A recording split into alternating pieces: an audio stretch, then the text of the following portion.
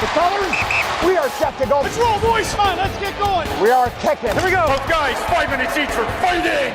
Watch the blue. Play the puck. We're not doing this. Hey. After further review, it's the Scouting the Refs podcast. Yeah, baby. Here's your hosts, Todd Lewis and Josh Smith. Okay, gentlemen, play ball. Let's go. All right, guys, let's drop the puck.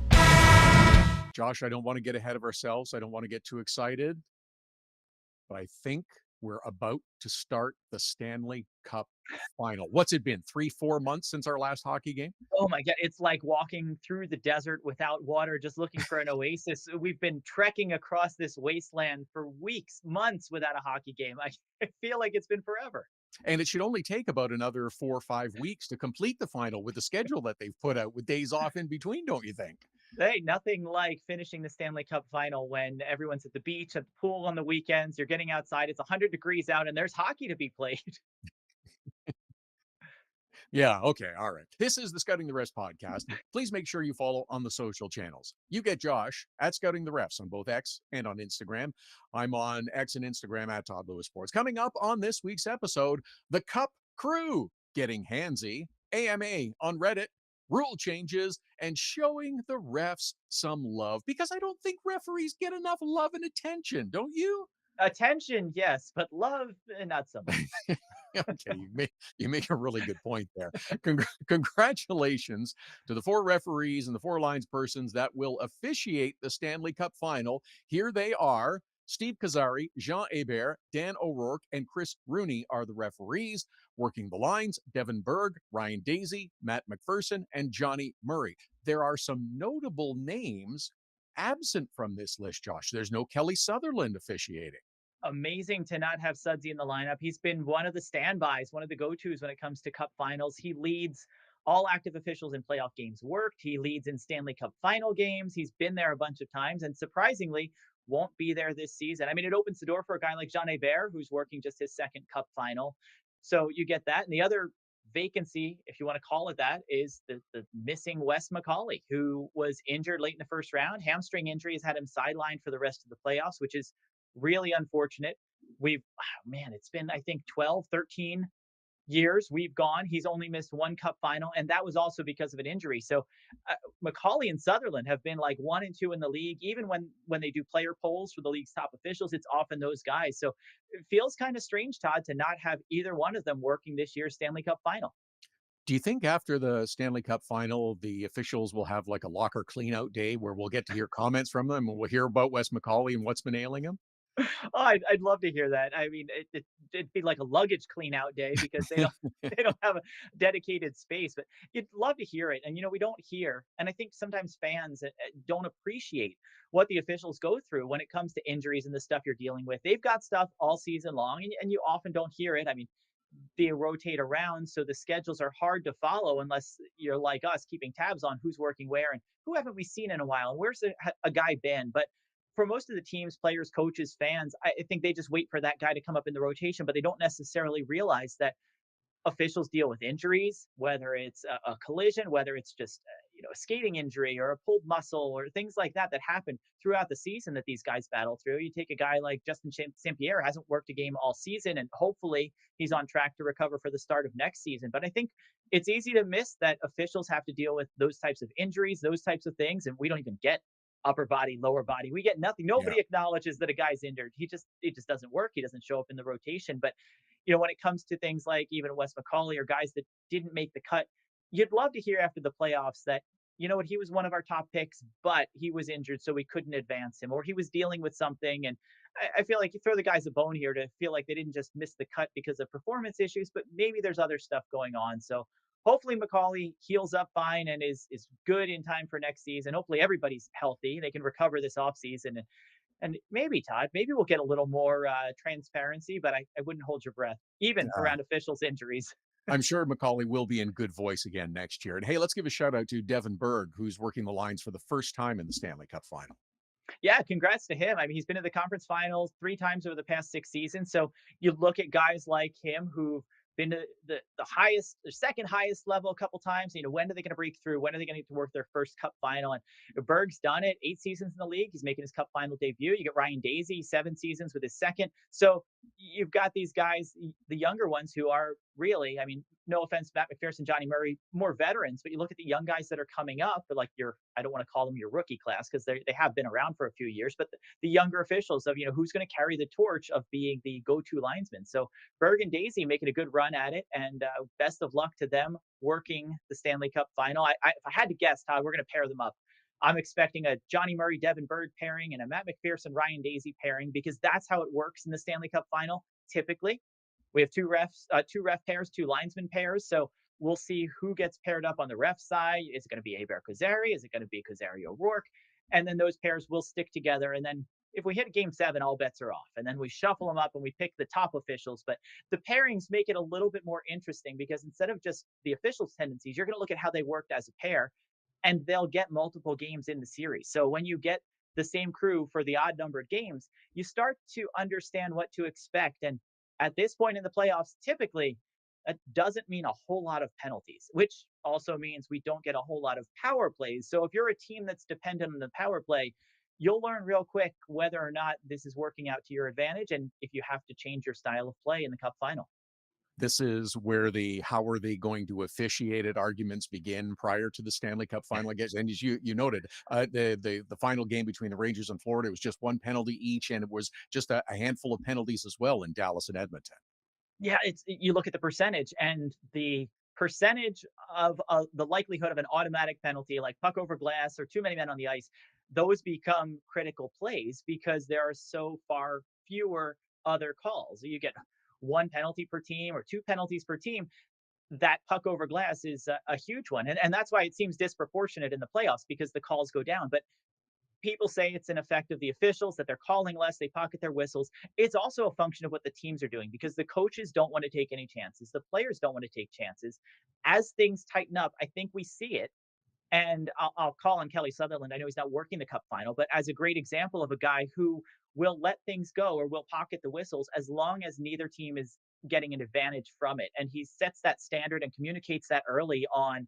Here's how I'm calling the game. We're letting this play, and he's pretty consistent when it comes to it. So it'll be up to the coaches and the players on both teams to figure out where's that line so that we can avoid getting into penalty trouble because the penalty calls might be few. That I expect them to be balanced, but very limited. And man, that puck over glass will come back to haunt you every time because there's nothing they can do. They've got to call that one. And when you've only got one or two other penalties, it makes it a very, very big penalty call. One little bit of leftover business from the Western Conference final between Edmonton and Dallas before we move on and get into a couple of other things. In game 6, you posted a clip from the game that appeared to be a missed call.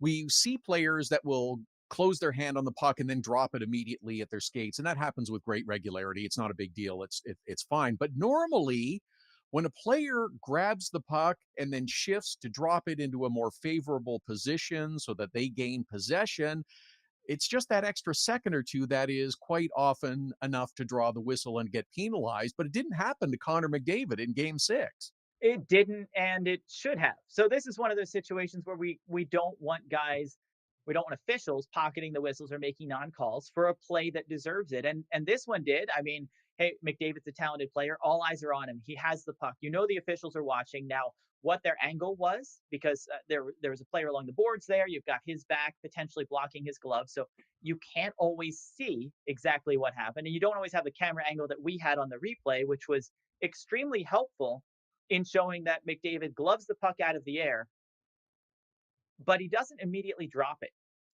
He pivots with it, he moves and turns to get away from a defender, then drops it to the ice. Rule 67 specifically says that a player shall be permitted to catch the puck out of the air, but must immediately place it or knock it down to the ice. Otherwise, he's getting a minor for closing his hand on the puck.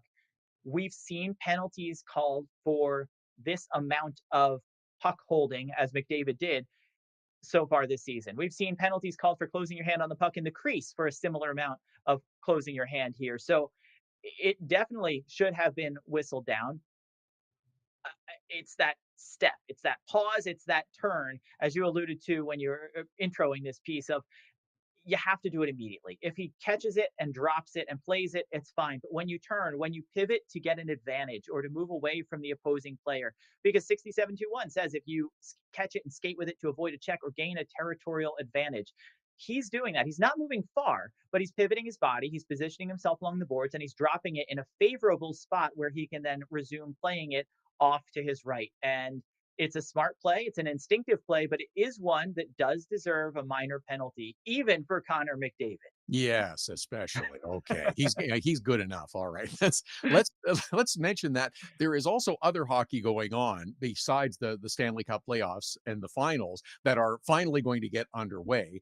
The ECHL final is going on right now, and one of the officials involved has a relationship with an NHL official, and that would be Austin O'Rourke. And if O'Rourke sounds familiar, it's because Dan O'Rourke is an NHL official, but Austin is going to work the KC Mavericks and Florida Everblades final. This is the Everblades going for 3 in a row, by the way, in the ECHL.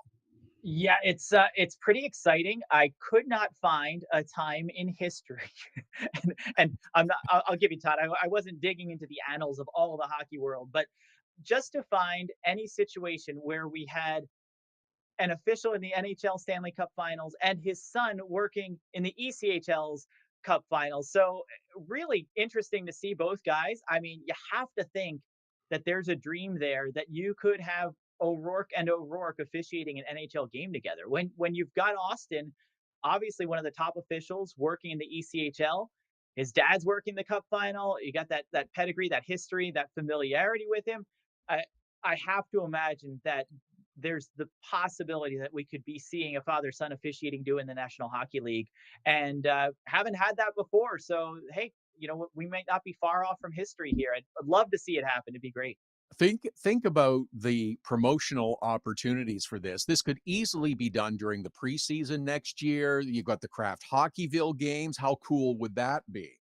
Oh man, just to have that. I mean, it's cool that we have brothers. We've got the Garlitz brothers manning the lines. We had Paul and Greg Dvorsky, Paul the referee, Greg the linesman. So we've had siblings working together. We've had father and son working in the league or at different times, but to work a game together, such a cool moment. And I think you're right, Todd. I think there would be a great opportunity to do it. It'd be a great story just to go back and see because both of them came up as players too.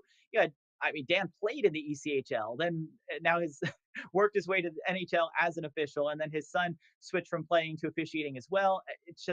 It would be a really great story, and I think something that I don't know the way the cards fall, and we'll see what happens over the next few years. But Dan's got some gas left in the tank, and Austin appears to be on the rise. So perhaps. They just announced the Amazon behind the scenes show the other day. Yeah. So this is the perfect opportunity for it. Let's talk about some rule changes that are looking to happen in the NCAA having to do with head contact. First of all, it's now going to require a major and a game misconduct. There's still a minor penalty option added in there. Take us through how that's shaping up and looks like it's going to be moving forward with the NCAA. Yeah, so in the past it was up to the officials' discretion. Now they're looking to hit a little bit harder when it comes to head contact, and at the same time give the officials a bit more of an option. So when we're looking at a minor penalty for head contact that happens on an otherwise legal hit, there's an opportunity to give a penalty that's not as strong. So right now you've got that major, and maybe you tack on the game depending. You'll have the opportunity in the future. If you call the major, you're getting the game automatically. But now maybe it gets downgraded. Maybe it can be a minor penalty because there was head contact, but it wasn't intentional, or it was secondary in nature because it was an otherwise legal body check. So you do have a position where you now start to build that separation between intent, maybe, or what a player's trying to do, more of what we see in the NHL, where I feel like the NCAA was pretty strict around head contact, especially in the Frozen Four, seeing some of those plays that you saw a guy getting a major penalty for head contact where perhaps it was inadvertent or he didn't mean to, or you have two guys running into each other at center ice, and you have a shoulder into a head. He had no idea it was coming, but you still get a major penalty for it. So this gives the officials a little more flexibility on how they can assess those penalties when you tack on the game automatically, but now you give them the minor for head contact or even a minor penalty for hitting from behind, which was not the case last season. All right. There are some changes as well coming to pucks that are played with a high stick. And again, that's going to align with how the National Hockey League does it. It will, but they've gone a step further in the NCAA. And I was actually surprised. I had to reread the rule a couple times to make sure I was getting this right. So the old college rule was 4 foot high crossbar. if you're playing the puck, not just on a goal, but playing the puck with a high stick, that was where the line was. If it's above crossbar height, it's a high stick. They're changing that standard to what the NHL rule is, that it's shoulder height. So now you can bat a puck out of the air as long as it's shoulder height or below. The NCAA rules update says that this standard will also apply to goals. So unlike the NHL, the NCAA is getting a bit more permissive when it comes to high stick deflection goals. I'm hot and cold on this, Todd. I think Yeah. we're potentially we'll get more goals being scored, but it is not always easy to judge stick height relative to a player's shoulders. And you think the tall guys get an advantage here. Everybody else used to have to deal with that 4-foot line, and now it's like having a taller strike zone. You've got more room to deflect that puck down. So I think it'll be interesting to see in college hockey this upcoming season how that rule change affects tipped in goals around the net, and if it's something that the NHL might want to keep an eye on. Absolutely. I don't know. It seems as if they're kind of going away from real. It's on or it's off, or it's a high stick or it's not a high stick. It's going to be a little tougher to judge, and that's going to bring in more scrutiny, which Right. sometimes is good, but also if it's just this is the way it is and we have to call it this way, sometimes that works better. Yeah, I think having the different standard, it's good and it's bad. I think Yeah. you learn how to adapt, and that's what you go by. And I think there's some logic to the NHL's rule in that you're deflecting a puck with a high stick at center ice, and it depends on your shoulder because that's going to affect how you're carrying the stick and what you're trying to do. And you also have some more space typically around the net. Though everybody's shooting at the goal, which is 4 feet high, so having that standard of a 4 foot high deflection feels like it's logical. Be interesting to see how this plays out. They are also going to lessen the punishment, if you will, because they are removing the delayed penalty enforcement. Tell us how that's going to work. You know what? I'm surprised, and this is one of the ones that we've talked about it on the podcast before. It's a situation where I'm not even sure I like the NHL's rule on it. It was something where I'm kind of a fan of what the NCAA has done. So you have a delayed penalty coming up, right? You've got possession of the puck, you pull your goalie, you've got the delayed call, you score a goal. In college hockey, that penalty still happens. You're still putting a guy in the box. You're still getting a power play out of it. So you can score on the delayed penalty. Technically, it's not a power play goal. The power play hasn't Right. started yet. So you score that goal. It doesn't affect the upcoming power play, and you still get 2 minutes. That's something that they are changing. They're getting rid of that for the upcoming season. So I don't have numbers on how many delayed penalty goals were scored. I'd be curious to see what the volume is here, but I don't know. I always thought it made sense that you're not on the power play, so why do you lose your power play goal? And my compromise, Todd, if we had to do it, and personally, this is what I'd love to see them do. If you are going to lose the power play because you scored a goal, and we're going to treat it like it was a power play goal, we got to stop letting players get off the hook. I want the guy to go to the box and serve his 2 minutes. We'll still play 5-on-5. Mm, We can play 5-on-5 for the rest, the remaining 2 minutes, but that guy's got to sit in the box until the next stoppage after his 2 minutes is up because he's not out of jail. He committed the infraction. So sure. we won't award a power play, but let's give him a penalty. But that's not the way it works, and that's not the way it's going to work in college hockey for the upcoming season. So it Yeah. will be interesting to see as the teams who benefited from those delayed penalty goals and teams with a strong power play will have part of that advantage removed for 2024-25. Yeah, that's too bad. I like the double jeopardy kind of Yeah. aspect to it as well. So we should give some stick taps to some award winners in the Ontario Hockey League. The Bodie has been awarded to longtime official Dustin McCrank. The full name is the Ken Bodensteel Awards for passion and dedication to the profession. Well done. The ECHL also honors an official with the Ryan Birmingham Memorial Award, also for dedication, goes to linesman Chuck Schammel. And in the WHL, referee Jeff Ingram gets the Al Paradis Trophy.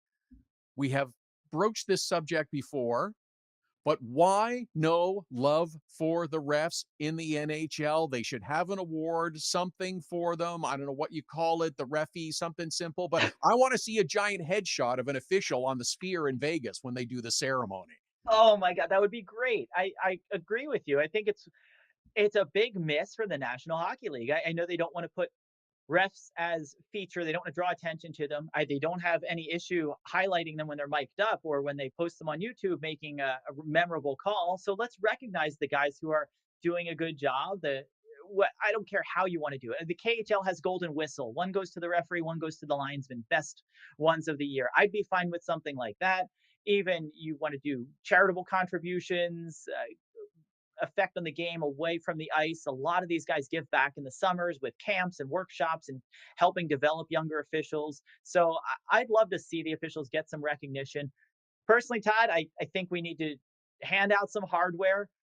I'll go with the best referee getting the Bill Chadwick Trophy at the end of the year. Nice. And best linesman, I'll do the Scampy. We'll the Ray Scapinello Trophy. Oh, that's perfect. Oh, we got it. Oh, yes, we are absolutely championing this going forward. Let's wrap up with a fun video that you can check out on the Scouting the Refs website. Josh has posted it up, and it's a nice official in stripes doing the AMA Ask Me Anything seminar. It's insightful, clarifying. If you've got an awful lot of answers, I was really surprised when I watched this video to find out that Commissioner Gary Bettman leads the refs in relaxing meditation exercises. I had no idea that happened. Yeah, yoga, stretching, all of this. It was man, it was a hysterical video. So obviously a big fan of the hockey guy on YouTube, but he decided to take off his team sweater and put on some stripes and give us the AMA that maybe could have been when Wes McCauley had one scheduled years back. It was canceled. It never happened. So, Todd, this might be as close as we get, and I think it's definitely worth the view. Sometimes I feel like the fans are kind of being smart. Kind of like, you know what? This is my game. This is my game. You're not calling that penalty in the corner. I would have. But now that you guys are all yelling about it, I'm not going to call that. I'm going to let him go head first into the boards. Now how do you like it? Tell me how to do my job. Good stuff, man. Where to work? Get in the box. It's the Scouting the Refs podcast. Read more at scoutingtherefs.com. Follow Scouting the Refs on Twitter, Instagram, and Facebook. Email the show at heyref@scoutingtherefs.com. You're good, Michael. Subscribe, share, and keep those